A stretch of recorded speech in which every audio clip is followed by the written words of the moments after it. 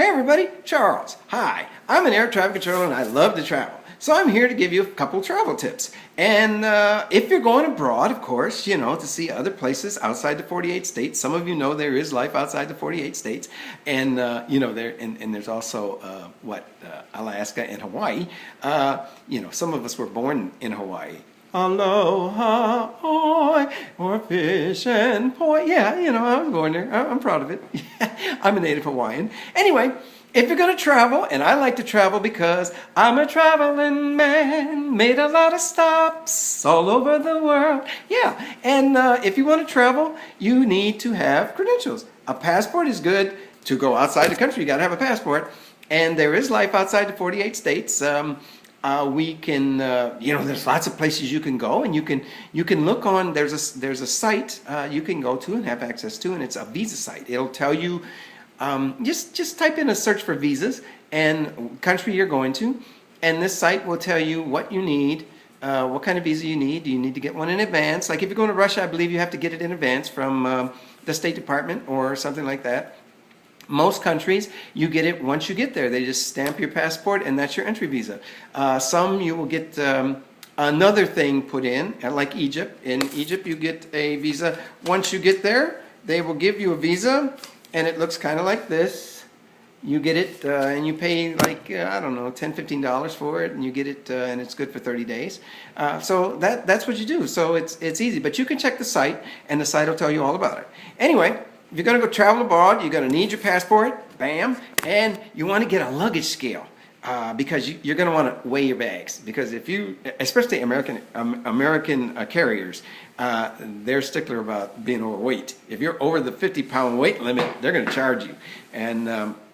And so you get the weight thing and you weigh your bag, and if it's over 50 pounds, you're going to take something out. So I suggest that you make it 40 pounds so that you have enough room to bring back souvenirs. If you go to a market or something, when you get to this other place, like if you're going to, say, Paris, they have street fairs. You can go to the street fairs and get stuff at a good price. I mean, I bought these silk, button-up silk, they look like the ninja wear, and I think they look cool, so I bought a few of them. And they're like $5. So, of course, I had to have extra room in my suitcase for that to bring it back.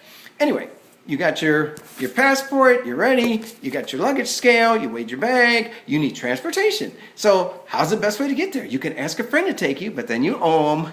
Especially if they're taking you all the time and they're pissed already because you're going somewhere and they're not. So, you might not want to do that because your friend's going to be annoyed that you're going, oh, so you're going to London, huh? And where am I going? I'm going back home to take a shower and go to work. Yeah, that doesn't go over big with friends sometimes. Sometimes that's ends the friendship. So you might want to rethink that. You might want to think about calling a car service and getting a black car and having them take you. And they usually do it around $50. So just plan for that. Or if you live in a progressive city, you can take the train, the subway, the BART, the rail, and some of them, like New York and San Francisco, they take you right into the airport. It's like, sweet. Yeah, that was easy, and it cost me $6. Yeah, and you got to make sure, when you do that kind of thing, you got to make sure you are efficient. I only take one bag with the swivel caster wheels so it can roll really easily, and a backpack. And this is my tip to you. If you have too much stuff to carry, you shouldn't even be going. Don't take more stuff than you can carry, because the last thing you want to do is be dragging all this stuff around the airport, because the first thing you do when you get to your destination, you're going to need a masseuse to give you a rub down, and you're going to be miserable the whole time. My second wife always traveled like that. She took way too much stuff, and of course she couldn't carry it. And Mr. Efficient here had to carry her stuff because I just had a backpack and a suitcase with the wheels, and my hands are free. So she's piling all her stuff on me, and I'm the one walking through the airport like this, And she left me, really? Did me a favor, didn't she? Hey, whatever.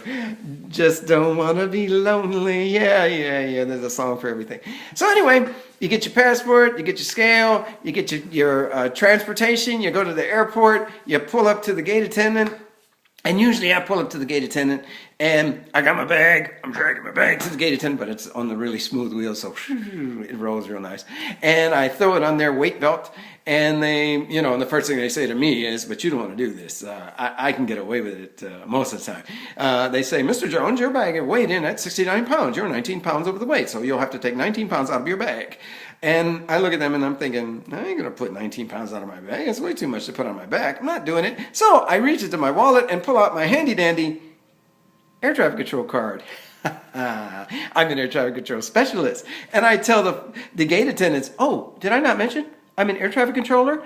And they say to me, "Oh, great. You keep our planes safe." They take my bag, throw it on the belt and say, "Can we interest you in an upgrade to business?"